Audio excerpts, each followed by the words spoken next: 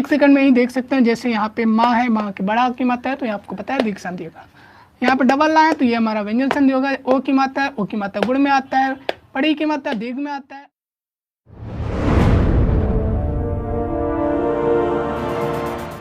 एक सेकंड में संधि को पहचान सकते हैं। यहाँ पे कुछ संधि के एग्जाम्पल दिए गए हैं, ठीक है। तो यहाँ पे सभी संधियाँ हैं, जो भी हमारी संधि है, संधि जैसे हमारा संधि की प्रकार की बात करें तो 3 प्रकार की होती है, आपको पता है कौन सी हमारी होती है, स्वर, व्यंजन और विसर्ग, ठीक है। तो यहाँ पे आपको स्वर और व्यंजन संधि के कुछ एग्जाम्पल दिए हैं। स्वर संधि के 5 उपभेद होते हैं, कौन कौन से होते हैं, दीर्घ, गुण, वृद्ध, यड़, अयादि, ठीक है। तो यहाँ पे वो बच्चों और साथ में व्यंजन संधि के कुछ एग्जाम्पल हैं, वो हम लोग बस 1 सेकंड में पहचान और उम्मीद करते हैं आपको जल्दी सीख लेंगे। और अगर आपने नए हैं, कभी पढ़ा नहीं, फिर भी आप इसको आसानी से सॉल्व कर सकते हैं। तो शुरू करते हैं। जैसे इसके लिए बस एक स्टेप का है सवाल।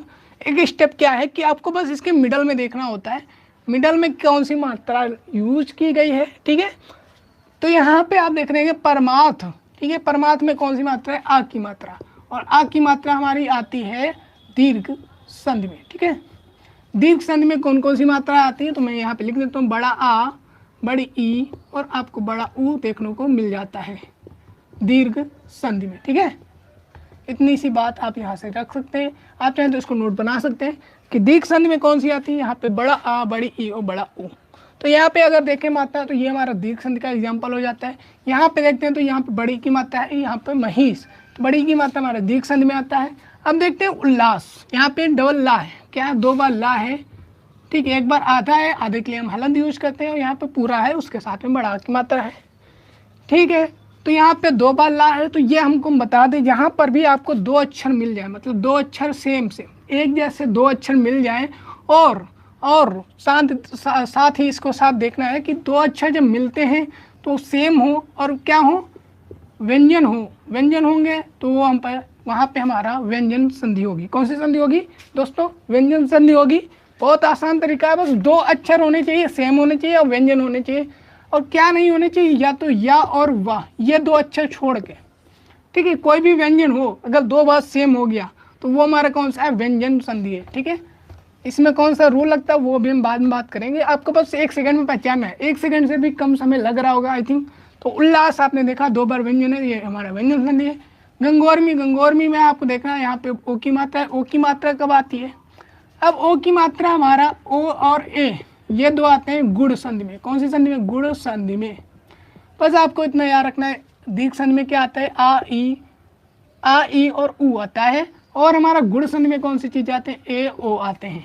इसके साथ में एक और आता है आर, ठीक है। वो बहुत कम देखने को मिलता है गिने चुने एग्जाम्स में, ठीक है। तो आपको मेनली ओ और ए दिख जाएगा गुण संधि, ठीक है, जहाँ पे आपको जनरल हिंदी पढ़ना होता है। तो आपको यहाँ से और यहाँ से क्वेश्चन बना सकते हैं। तो आप से देख सकते हैं 1 सेकंड से कम समय में ओ देखा, ओ की मात्रा लगी, ओ की मतलब गुण संधि, आँखें मीच के लगा दो। महिष में कौन सी बनता है, ई की मात्रा। ई की मात्रा में किसमें पढ़ के, दीर्घ संधि में, ठीक है। यहाँ पे राजर्षि देखो अर आ गया, ठीक है।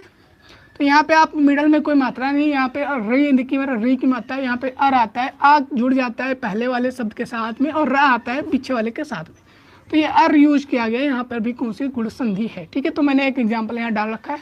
यहाँ पे अत्यंत, अब देखो यहाँ पे अत्यंत आया है, तो अब मैं एक इंपॉर्टेंट चीज़ बताने जा रहा हूँ, ये ध्यान से देखना। इसको पहचानने का सिंपल तरीका, आपको जब भी या फिर वाह दिख जाए, ठीक है, ये 2 अक्षर जब भी दिख जाए तो आप इसको व्यंजन बिल्कुल मत करिएगा।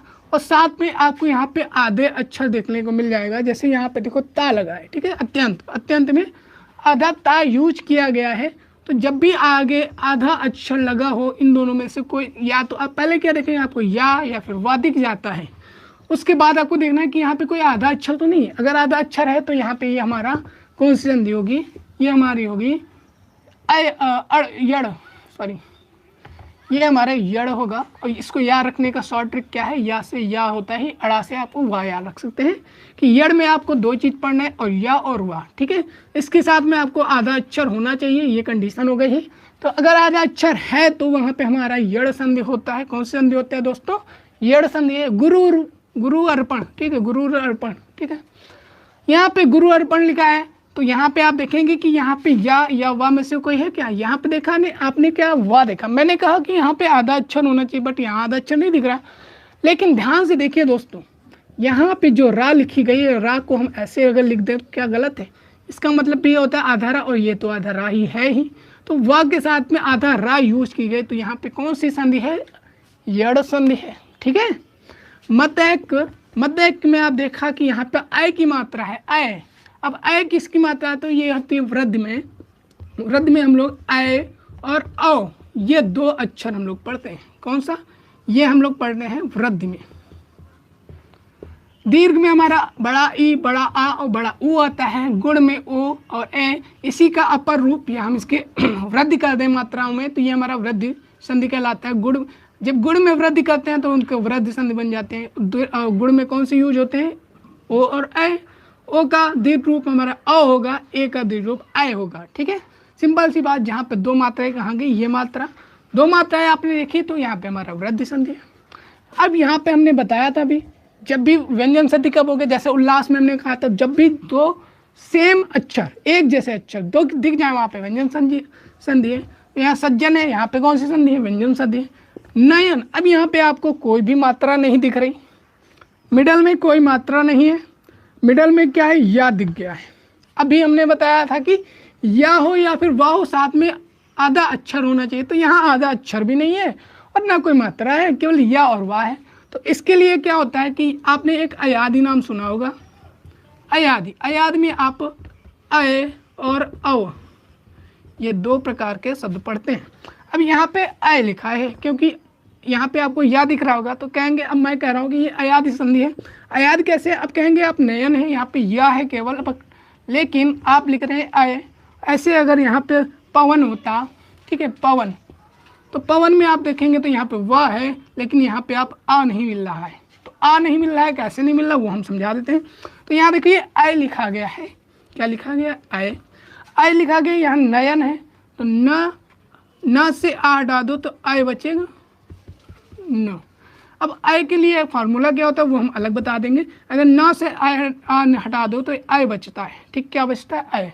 तो यही हमारा आय लिखा है, जहाँ पे कोई मात्रा नहीं है वहाँ पे आय होगा। ठीक है, ये संधि पढ़ने के लिए जोड़ना कैसे वो हम आपको लिंक प्रोवाइड कर देंगे। ठीक है, या आपको मिल जाएगा लास्ट में वीडियो के, वहाँ से आप देख सकते हैं। आई होप समझ आया होगा। अब यहाँ पे कुछ एग्जांपल लगे, जैसे वृहद टिका, तो यहाँ बी मिडल में देखिए, मिडल में क्या है? दो बार टाटा है, तो मतलब ये कौन सा है? व्यंजन संधि है। देवालय, देवालय में मिडल में क्या? आ की मात्रा, आ में कौन सी? दीर्घ संधि है। पंक्तव्य, ठीक है, यहाँ पे देखेंगे तो यहाँ पे दो चीज दिख रही है, एक तो या दिख रहा है, आधा ता दिख रहा है, और साथ में आधा का भी है। ठीक है, तो हमने बताया था जहाँ पे या और आधा कोई अक्षर हो वो हमारा यड़ संधि होता है, तो ये भी यड़ संधि का एग्जाम्पल है। जगन्नाथ, यहाँ पे ना दो बार दिख रहा है, तो ये भी हमारा व्यंजन संधि होगा। ठीक है, व्यंजन संधि में दो अक्षर सेम होने चाहिए, वहाँ पे व्यंजन संधि होता है, और इसमें ता संबंधित रूल होते हैं। ठीक है, एक सेकंड में ही देख सकते हैं। जैसे यहाँ पे माँ है, माँ के बड़ा की मात्रा है, तो ये आपको पता है दीर्घ संधि होगा। यहाँ पे डबल ला है, तो ये हमारा व्यंजन संधि होगा। ओ की मात्रा है, ओ की मात्रा गुण में आता है, बड़ी की मात्रा दीर्घ में आता है, आधा रा और वाह आता है, आधा अक्षर और वाह आता है यड़ में, ता आधा अक्षर और या आता है यड़ में, अय आता है हमारा ये नयन, अय आता है हमारा अयादि में। ठीक है, तो ये हमारे कुछ व्यंजन थे। आई होप समझ आएगा। So please like share and subscribe कर देना। Thank you for watching.